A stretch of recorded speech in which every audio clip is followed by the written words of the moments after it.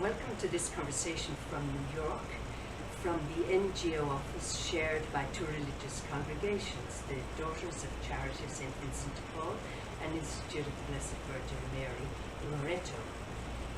Now here with me we have on the right Sister Margaret O'Dwyer from the Daughters of Charity, Emma O'Kane, youth representative with Loreto, and myself, Cecilia O'Dwyer from the Loreto Institute of the Blessed Virgin Mary. Now the three of us had the great privilege of being present at the UN debate with the candidates for the next Secretary General, and this was streamed live by Al Jazeera Network. And it was a wonderful experience for us to be able to listen to 8 of the 10 candidates for this post. And as you know, Secretary General Ban Ki-moon ends his term at the end of this year. So we're here now together, and we would like to share with you some of our impressions and what we basically heard those eminent people say. So first of all, I'll hand you over to Margaret. Now Margaret, what are your impressions? Well, first of all, Cecilia, I wanted to say that I think many people don't understand the importance of this role, because, as was said, this one leader is going to lead 7 billion people, and that's a very profound thought. The second thing is, I'm not sure that everyone understands when the person is elected or how they're elected, and the Security Council will submit a name, the name that they think best, to the General Assembly, who will vote on the issue at the General Assembly in September. And I find that very interesting, because much of the debate on Monday night had to do with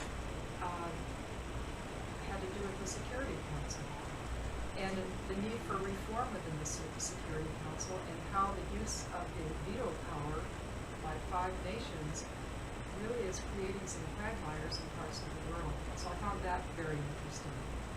The second thing that struck me was the call to multilateralism.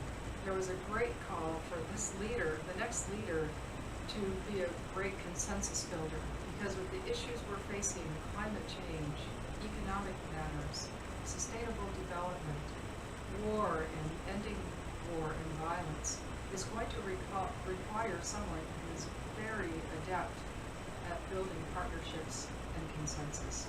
So those were 2 main things that struck me. And I was also, I was happy to see Sister Teresa Katurin, who is the NGO representative for the Sisters of Charity Federation, be able to actually ask a question. In the past, people at the ground have not had much participation in choosing the Secretary General.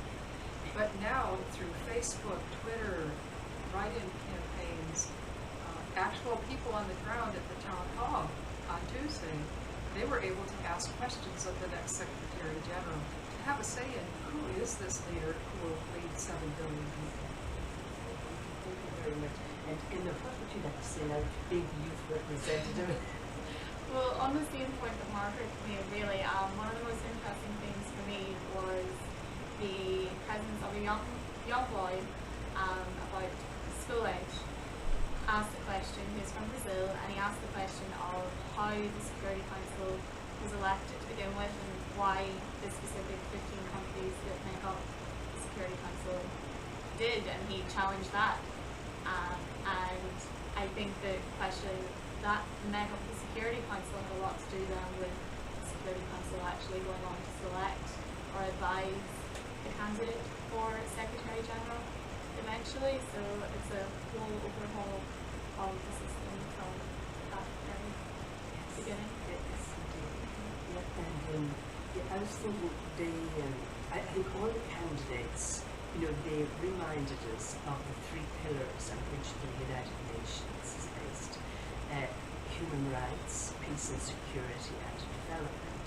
And there in the last year there have been huge advances in the development aspect, the different conferences and the different agreements we've had. The peace and security is much more fragile, and as you were saying, the Security Council has a lot to do with that. But one of the things that one of the questions asked, or they were asked in such a way that, well, you might be led to believe, that the Secretary General actually is the president of a global government, and it's not like that. The Secretary General really does not have the power over any country. It's the countries themselves, the 193 countries, that actually have to come to consensus or disagree. And when they come to consensus, well, then we can move forward. But when they disagree, and which is what we're seeing, I think, a lot in the Security Council, then you really have problems. I think they wanted a UN which would be close to the people, or something, saying that. Now, we all know this is the big difficulty of international institutions. The decisions and the language, perhaps at the international level, it's quite difficult to translate that into language that is easy for people to understand. And this was one of the issues that was around, that people, one particular candidate was saying that she would love to kind of address this and see what we done with that. So, anything else you'd like to kind of bring up there? Well, Cecilia, you mentioned peace, and a statement struck me. One of the candidates said that peace is justice for future generations, and I thought the call to work towards peace. It was also mentioned that we're very aware of conflict in the world, but many of us are not aware of all the efforts the UN is making to promote peace before things bubble over. And it was mentioned that the TV cameras are not where peacemaking efforts are happening. And there needs to be more publicity about those peacemaking efforts, because, as they said, peace is justice for the next generation. Yes, the other thing I found to be really interesting was the presence of Salil Shetty there, and his scrutiny of how the Secretary General was elected was very interesting. He made the point that, yes, he needed someone with compassion and experience and a clear head, but mostly he needed someone with a strong spine that could, as much as possible, push the member states to act as they should in accordance with the UN. I think an issue that came up is one that's quite present, and it has to do with the abuse committed by UN peacekeepers in some parts of the world. Now, it's quite a complex issue, and when they were asked about it, when the candidates were asked about it, when one person said zero tolerance against abuse of especially women and children by peacemakers. But the difficulty there seems to be that when people are accused, when peacemakers are accused, it is their country that has to bring them to justice. Now, many of the countries which provide peacekeepers, they have a huge tolerance of abuse, and they actually do not follow up. And that is quite a serious issue, which I think they're trying to address to see what way they can get around it.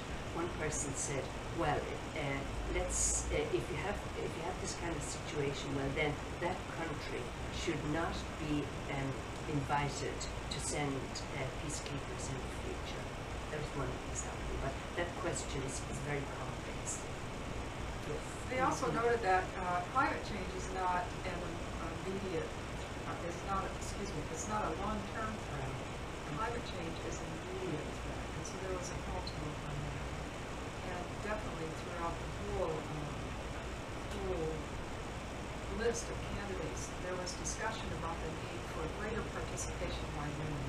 And that was the nature of Sister Teresa's question about perhaps electing a future woman Secretary General. Very much energy towards doing that. And as youth representative, what would you say? What would you talk about youth? About youth? Well, I suppose everything, you can kind of bring a lot of it all back to youth at this stage, but one of the strongest things is definitely to do with conflict prevention and food accessibility. And obviously, with young people becoming radicalized by extremist groups, it's such a strong factor. And even aside from that, bringing in youth participation in terms of generating the interest there first, so that young people are interested in what is going on, so that then they then have to, and then to give them a platform so that they may actually have a voice in it, because I mean, you've mixed up. What was the statistic? 50%? 50% of the world is under the age of 25, so obviously that's ridiculous that they wouldn't be represented. And yes, I mean, as a young person then, of course, it was a young woman then, it was very nice to hear the emphasis on the prospect of the female Secretary General. And one of the women made the strong point that up until now, the UN really has been only so much focused on 50% of the population of the world's point of view, from the male point of view, and really the female point of view brings in so much more and should be good. Yes. I think we could speak about this. We could continue for hours, but we're going to have to leave it because of time issues. So thank you both very much. It's a wonderful experience for the three of us, you know, working here together to be able to share with you. So bye-bye from us all. Thank you.